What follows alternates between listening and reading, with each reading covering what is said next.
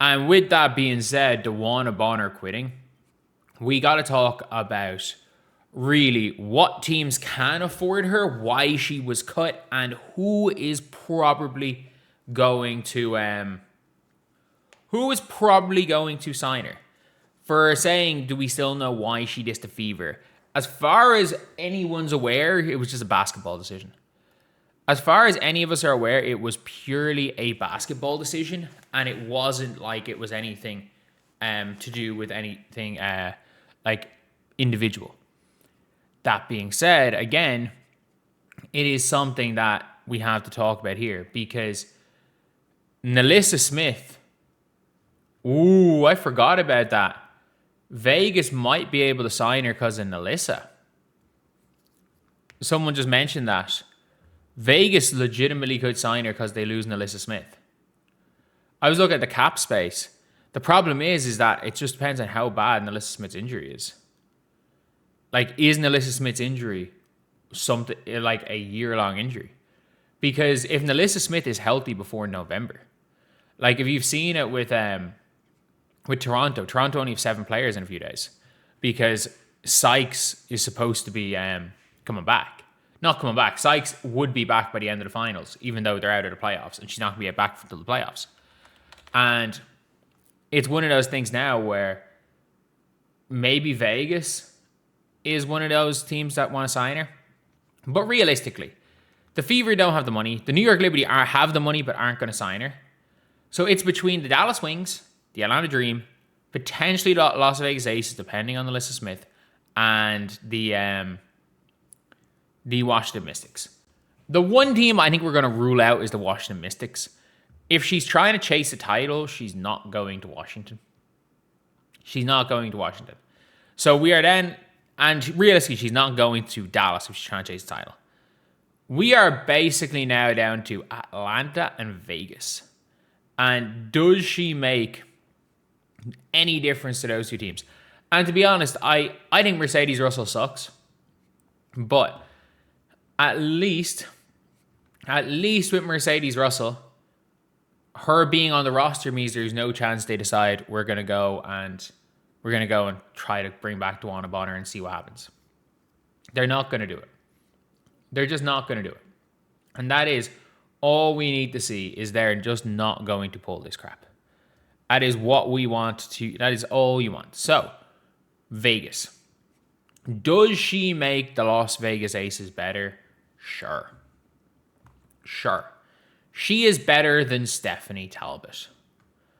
But I still don't like what she brings to the Aces. The Aces literally just sign old wash vets. That's what they do. My guess is that the Aces have already like her ready to be signed. That would be what my guess is, or the Atlanta Dream. That one of them have her ready to be signed. The problem is with the Atlanta Dream, which is the really shit thing, is that they're probably going to be getting rid of Sika Kone. And Sika Kone would have been a much better player for the Fever to pick up than Mercedes Russell. But again, hindsight's 2020. But like, if you look at the Aces roster here, their starting 5 would be Jackie Young, Stephanie Talbot, DeWanna, who again, like, DeWanna Bonner has sucked this season. She's shooting 26% from 3 and 39% from the field while playing no defense. Like, she's had a couple of good games. Like, she had 23 against Portland a couple of games ago. She had 25 in a loss against the Liberty. I think, did she have one good game against Indy, I think? Yeah, she had one pretty good game with Indy and the one they won by 2. But like, she's shooting 26. She's shooting sub 40 and sub 30 and sub 27. But like, their starting power forward probably is Bree Turner for the rest of the season. And like, Bree Turner can't really play basketball. Like, Bree Turner looks like somebody who's, if you watch Bree Turner play, she looks like, if you've ever watched footage of like 7 foot tall kids that get brought over to America from overseas and they have no coordination, never really played basketball before because they were just like a scout spotted them playing soccer and are like, these people are kind of coordinated for 7 foot tall. We can turn them into basketball players. That's what Bree Turner looks like, them on their first day. Cheyenne Parker-Tice isn't going to do anything. Yeah, a former All-Star. She's not going to do anything. Maya Moto's not going to do anything. Justine Bassott's not going to bring anything in the playoffs. Like, even with Alyssa Smith, these are Aja Wilson and Jackie Young. And if they play an entire playoff of close games, Chelsea Gray can help you. This is not a team that's going to win a championship. They're just not. They're just not. They do not have the talent. They have not recruited well on the margins. They are, like, outside of having Aja Wilson, Jackie Young, and Chelsea Gray, they have done a worse job surrounding their big three than the Fever have. They just have a better coach than the Fever. However, the Atlanta Dream, it feels like they're the team. So, with the Atlanta Dream, their roster doesn't change. Their starting five doesn't change. So, we don't know how long Bree Jones is going to be out for. And they have the money to cut somebody. So, Aaliyah Nye is doing nothing. Shatori Walker-Kimbrough is doing nothing. So, maybe they'll get rid of them and get rid of Seeker Koenig. But, like, you've got size. You've got a good point guard. You've got a good point guard. You've got a solid, if not spectacular, backup point guard in Tatina Papau. You have a solid, if not spectacular, backup wing in Izzy Borlase. And, like, their bench really hasn't had much. Especially with Hillman starting. Like, Hillman, Reese, their best bench player is Borlase. So I kind of get it. I kind of get why DeWanna Bonner comes in there. But for being better, just being better than Aaliyah Nye makes DeWanna Bonner improve this team. Like, DeWanna Bonner absolutely improves the Atlanta Dream. Again, I don't think it makes the Atlanta Dream contenders or anything, or like real contenders. It makes them better. Like, it would make them favored in a first round series against the Fever. It would. In terms of the way it will be perceived, adding DeWanna Bonner gives them the bench advantage over the Fever, because DeWanna Bonner, at worst, is an equivalent. But it's saying here again, DeWanna Bonner will have to clear waivers. The problem is that we've seen from last year, DeWanna Bonner is going to tell every team not to take her. I was going to tweet this here before.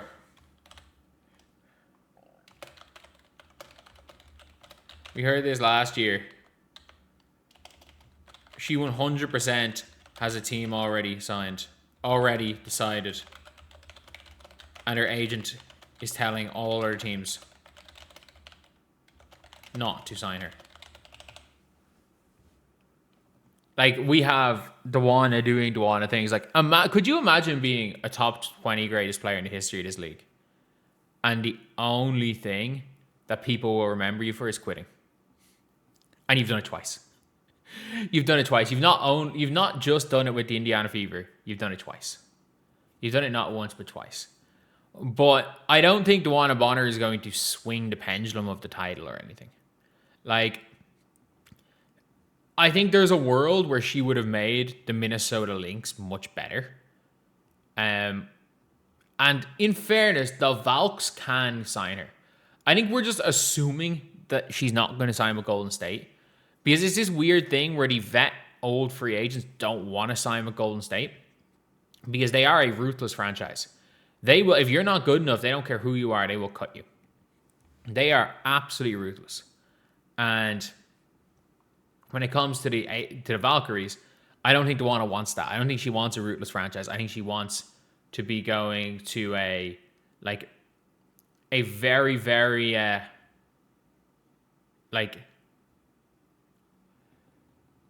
it's one of those things where DeWanna, she wants to play for, the El Cushy situation.